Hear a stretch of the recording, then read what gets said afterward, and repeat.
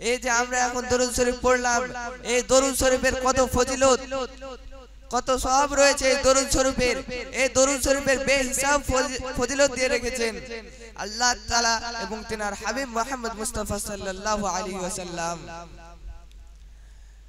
হুজুর সাল্লাল্লাহু আলাইহি ওয়াসাল্লাম বলেছেন, যদি কোনো ব্যক্তি জুম্মার দিন অর্থাৎ জুম্মার দিন জুম্মার আজানের পর থেকে নিয়ে খুতবা পর্যন্ত এইখানে অনেকক্ষণ সময় বাকি থাকে নামাজ পড়া, সুন্নাত নামাজ পড়ার পরেও যদি এই ফাঁকা টাইমের মধ্যে কোনো ব্যক্তি 40টি বার আমার উপর দরুদ শরীফ করে, তাহলে আল্লাহ পাক তাবারক ওয়া তাআলা তার 40 বছরের গুনাহ maaf করে দিবেন। জোরে বলেন সুবহানাল্লাহ। এবং হুজুর সাল্লাল্লাহু আলাইহি ওয়াসাল্লাম আরো বলেছেন যে যদি কোনো ব্যক্তি প্রত্যেক দিন আসর থেকে নিয়ে মাগরিবের মধ্যে 100 বার যদি দরুদ শরীফ পাঠ করে এবং জুমার দিন ফজরের নামাজ পর থেকে নিয়ে জুমার আজানের পূর্ব পর্যন্ত অর্থাৎ জুমার আজানের আগে পর্যন্ত যদি কোনো ব্যক্তি 1000 বার, মাত্র 1000 বার যদি দরুদ শরীফ পাঠ করে, তাহলে আল্লাহ পাক তাবারক ওয়া তাআলা তাকে যে তার জান্নাতের যে ঘর আছে সেই ঘর তার স্বপ্নের মাধ্যমে না দেখিয়ে তার মৃত্যু দিবে না। কথা বুঝতে পারলেন না নাকি? অর্থাৎ আল্লাহ পাক তাবারক ওয়া তাআলা বলছেন যে প্রত্যেক দিন যদি 100 বার আসরের পর থেকে নিয়ে না দরুদ শরীফ পড়েন, তাহলে আপনার জীবনের তো গুনাহ maaf হবে, আপনি তো সওয়াব পাবেন। তার সঙ্গে আরো ফজিলত এই রয়েছে যে জুমার দিন জুমার নামাজের পূর্ব থেকে আজানের পূর্বে যদি 1000 বার দরুদ শরীফ পাঠ করেন, তাহলে আপনার জান্নাতে যে ঘর দিবে আপনাকে আল্লাহ পাক তাবারক ওয়া তাআলা, সেই ঘর আপনি দুনিয়াতেই দেখতে পাবেন। এরকম সৌভাগ্য দিবে আল্লাহ পাক তাবারক ওয়া তাআলা। দরুদ শরীফের এতই ফজিলত। এবং আরো বলেছেন যে হুজুর সাল্লাল্লাহু আলাইহি ওয়াসাল্লাম বলছেন যে আমার সুপারিশ বিনে কোনো ব্যক্তি জান্নাতে প্রবেশ করতে পারবে না। আমার সুপারিশ বিনে কোনো ব্যক্তি জান্নাতে প্রবেশ করতে পারবে না। শুধুমাত্র এক ধরনের মানুষ জান্নাতে প্রবেশ করতে পারবে। সে এক ধরনের মানুষ কোন ধরনের মানুষ? সাহাবীরা জিজ্ঞাসা করলেন, তখন হুজুর সাল্লাল্লাহু আলাইহি ওয়াসাল্লাম বললেন যে সেই এক ধরনের মানুষ তারাই হলো যারা আমার উপর দরুদ পড়ে, আমার উপর সালাম পাঠ করে, তারা আমার বিনা সুপারিশে জান্নাতে প্রবেশ করতে পারবে। এতই সৌভাগ্য দিয়েছে হুজুর সাল্লাল্লাহু আলাইহি ওয়াসাল্লামের উপর দরুদ পাঠ করার জন্য। দেখুন কত ফজিলত রয়েছে এই দরুদের ভিতরে। সেই জন্য আশিকানে রাসূল কখনোই দরুদ ছাড়তে পারেননি। যেমন ছাড়তে পারেননি আলা হযরত আজিমুল বরকত মুজাদ্দিদে মিল্লাত রাহমাতুল্লাহ আলাইহি, এবং যেমন ছাড়তে পারেননি ওয়াইসুল কুরনি রাহমাতুল্লাহ আলাইহি। তিনারা সব সময় হুজুর সাল্লাল্লাহু আলাইহি ওয়াসাল্লামের প্রেমে মগ্ন ছিলেন। তিনার দিকে সময় কাটিয়েছেন তিনারা। এবং এতক্ষণ তো আমরা দেখলাম এগুলো সব রয়েছে, দরুদ শরীফ পাঠ করলে এগুলো সব রয়েছে, কিন্তু এই দরুদ শরীফ যদি না পাঠ করে তাহলে কত কিছু রয়েছে, আরো সবগুলো যে রয়েছে তার চাইতে বেশি গুনাহ রয়েছে।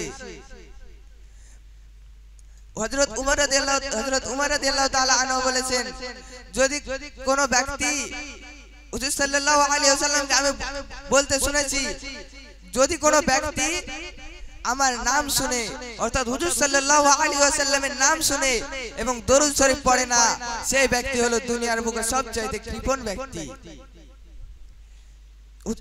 এবং হযরত আলী রাদিয়াল্লাহু তাআলা আনহু বলেছেন যে যদি কোনো ব্যক্তি দরুদ শরীফ না পাঠ করে তাহলে আল্লাহ তাআলার তার উপর লানত রয়েছে, যেটি দোয়া করেছে হযরত মুহাম্মদ মুস্তাফা সাল্লাল্লাহু আলাইহি ওয়াসাল্লাম। হুজুর সাল্লাল্লাহু আলাইহি ওয়াসাল্লাম যেটির জন্য দোয়া করেছেন, কখন দোয়া করেছিল? যখন হুজুর সাল্লাল্লাহু আলাইহি ওয়াসাল্লাম মিম্বারের উপর উঠছিলেন খুতবা দেওয়ার জন্য, তখন প্রথম যখন কদম রাখলেন মিম্বারের উপর তখনও বললেন আমিন, দ্বিতীয়বার যখন কদম রাখলেন তখনও বললেন আমিন, এবং তৃতীয়বার যখন কদম রাখলেন তখনও বললেন আমিন।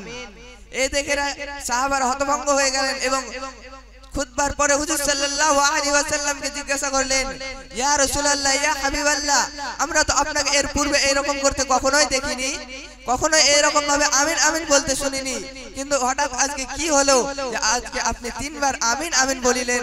তখন হুজুর সাল্লাল্লাহু আলাইহি ওয়াসাল্লাম বলছে আজকে আমিন আমি এই কারণে বলেছিলাম, তিনটি বার আমিন আমি এই কারণে বলেছিলাম, কারণ প্রথমবার যখন আমি কদম রাখিলাম মেম্বারের উপর, তখন হযরত জিবরিল আমিন আমার কাছে এসে বলল যে ইয়া রাসূলুল্লাহ ইয়া হাবিবাল্লাহ, যে ব্যক্তি রমজান মাস পেল অর্থাৎ এই মাস পেল এবং তিনার গুনাহকে maaf করাতে পারলো না, সেই ব্যক্তি ধ্বংস হয়ে যাক, সেই ব্যক্তির উপর আল্লাহ তাআলা লানাত।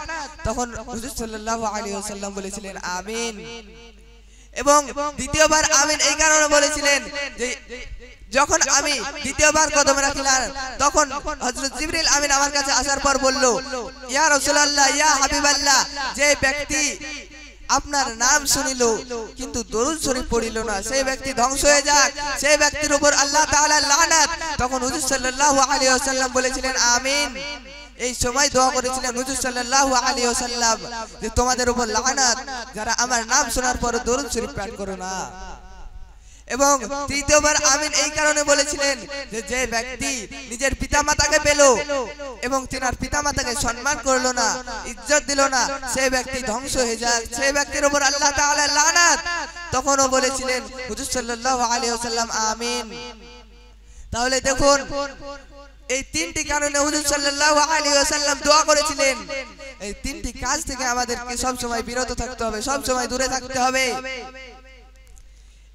সেই জন্য হুজুর সাল্লাল্লাহু আলাইহি ওয়াসাল্লামের নাম শুনলে সকলে মিলে ঝুমঝুম করে দরুদ শরীফ পাঠ করতে লাগবেন। এবং রমজান মাস যে পেলাম কিন্তু নিজের গুনাহকে maaf করাতে পারলাম না, যেমন বললাম যে এই যে মাস রমজান মাস চলছে, এই মাসকে তিনটি ভাগে ভাগ করা হয়েছে। একটা সকলেই জানি, প্রথম 10 দিন রহমত, দ্বিতীয় 10 দিন মাগফিরাত এবং তৃতীয় 10 দিন ইতকুম মিনান নার অর্থাৎ জাহান্নাম থেকে নাজাত। এবং আমাদের মধ্যে থেকে দুইটি চলে গেছে, দুইটি আশারা আমাদের মধ্যে থেকে চলে গেছে, রহমতের আশারা চলে গেছে, মাগফিরাতের আশারাও চলে গেছে, আর একটি আশারাই বাকি আছে, সেটি হলো ইতকুম মিনান নার, এই জাহান্নাম থেকে নাজাত যাওয়ার। আমাদেরকে এই অল্প কয়েকদিনের মধ্যে আর 9টি দিন বাকি আছে, এই 9টি দিনের মধ্যে সকলে মিলে সকলে আল্লাহর কাছে নিজের গুনাহ maaf করিয়ে নেই, নয়তো আল্লাহ তাআলা লানাত থাকবে আমাদের উপর। এই তিনটি কাজের উপর আমাদেরকে আমল করতে হবে এবং এই তিনটি কাজের উপর আমল করার আল্লাহ পাক তাবারক ওয়া তাআলা আপনাকে আমাকে সকলকে তৌফিক দান করুক। এবং এই রমজান মাসে আল্লাহ পাক তাবারক ওয়া তাআলা আমাদের সকলের গুনাহকে maaf করে দেন। এখান থেকে আমি আমার সংক্ষিপ্ত আলোচনা শেষ করছি। ওয়া আখিরু দাওয়ানা আনিল হামদুলিল্লাহি রাব্বিল আলামিন। সাদাকাল্লাহু আলাইহিল আযীম। আসসালামু আলাইকুম ওয়া রাহমাতুল্লাহি ওয়া বারাকাতুহু।